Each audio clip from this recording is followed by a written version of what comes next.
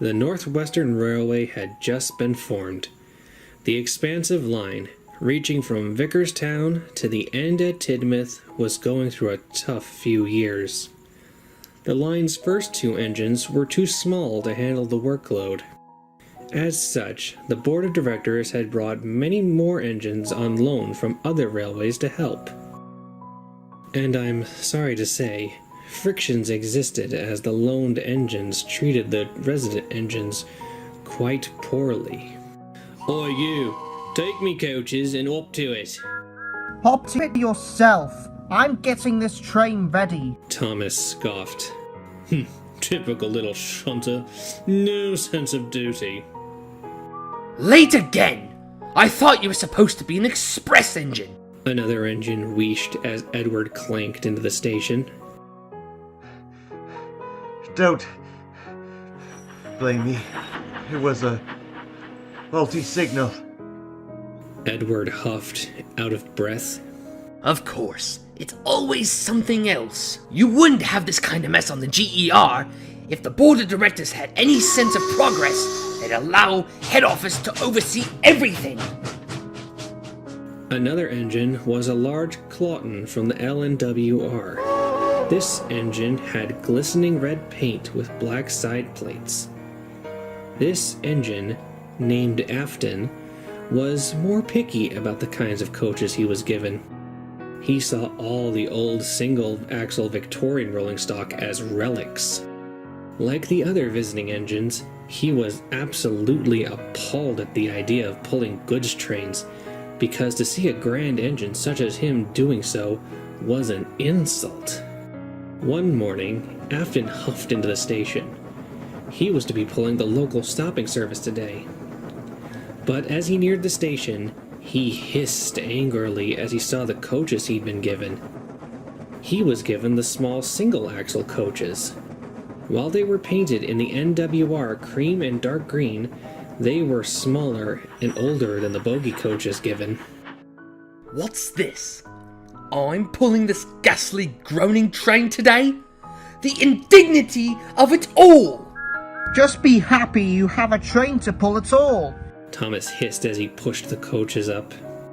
I've had to hunt the yards for extra coaches. Then you can jolly well take these coaches away and bring me some proper coaches. I'm busy. Take them or leave them. Thomas huffed and hurried away into the yards before Afton could say anything more. Come on, old boy. Let's get this over with. Afton's driver sighed. The coaches groaned as Afton backed up to them. They had heard what Afton had called them and were not happy. "Who is this rude engine?" asked the lead coach. "An improper engine if he's pulling us," said another. "I'd rather be pulled by Edward or even Thomas. At least they are proper engines who know how to treat coaches right," the brake coach added. Shut up! I am a proper engine. Better than Tiny Thomas or Old Iron Edward. Now come along! The guard's whistle blew and Afton huffed out of the station in a rage. His face was almost as red as his paint. As Afton raced down the line, the old coaches groaned and creaked. They were older and were not used to running at express train speeds. They tittered nervously as they rolled along. "Slow down! Slow down!" they wailed. Shut up! Shut up! Afton barked back. Just then, the brakes on the train came on.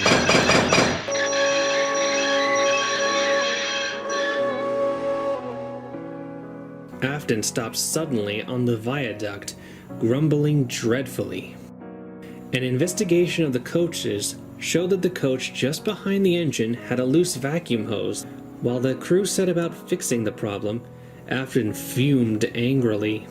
He thought the coaches were doing that on purpose, making him late. Eventually, the brakes came off and the train puffed away.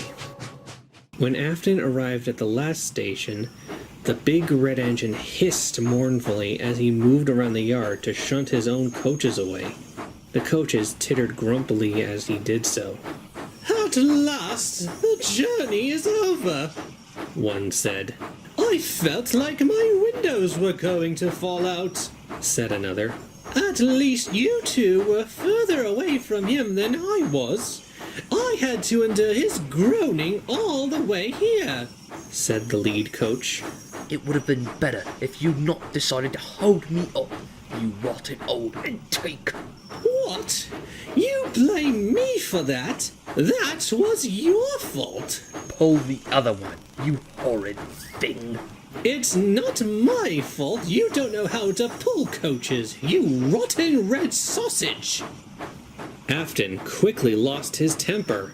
His boiler pressure shot up, and amid the hiss of his safety valve, there was a bang, and then a splintering crunch. Afton hadn't been paying attention when he'd entered the carriage sidings, and had run his coaches into the buffers hard. The buffers were bent and broken, but they were not the most damaged.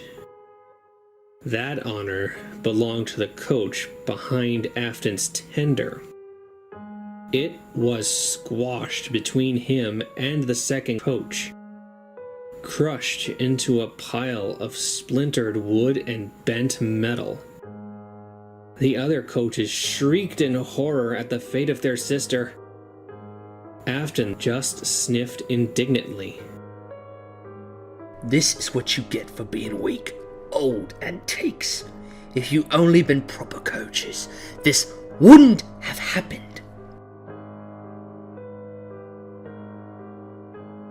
The directors were not happy with Afton's carelessness. One of them, a man named Topham Hatt, spoke the most severely. "If you were our engine, I'd send you away." Afton just sniffed. He didn't care at all. He watched as the broken coach was loaded into some trucks to be taken away. The other coaches were silent during the whole process. After a while, Afton just smirked and backed away to the sheds to rest. Afton's driver was assigned to another engine to learn how to properly handle coaches, and Afton himself was shut up in the shed for a few weeks before the directors allowed him to pull trains again. The other visiting engines were the only ones to show any sympathy for his careless handling. During his stay in the shed, a new train was offered by the Northwestern Railway. It was a late-night train that offered an express run to Tidmouth, called the Midnight Special. The bigger tender engines enjoyed the job immensely. The idea of a non-stop run from one end of the island to the other under the stars made them feel very important. Soon it was Afton's turn to pull the Midnight Special. About time I had a named train of my own to pull, and with proper coaches, and no less. The only thing better would be the express, he said loudly. The other engines just groaned. They ignored the big red engine's boasting until he left the shed. Afton puffed into the station, bubbling with excitement as he coupled up to the lead coach. He was so excited that he never looked back once at the rank of coaches he was pulling. No one noticed the coach closest to the engine didn't belong in the consist. It was painted cream and green, just like the Express, but it was smaller and had no bogies, just 2 axles. It was filthier and didn't look like a coach belonging on a prestigious train such as the Midnight Special. The guard blew his whistle and the train set off. Over the sound of the engine puffing, there was a loud groaning noise that came from the lead coach. It sounded like it hadn't been oiled in a long time. Soon, the express passed under the signals and was gone in a cloud of steam.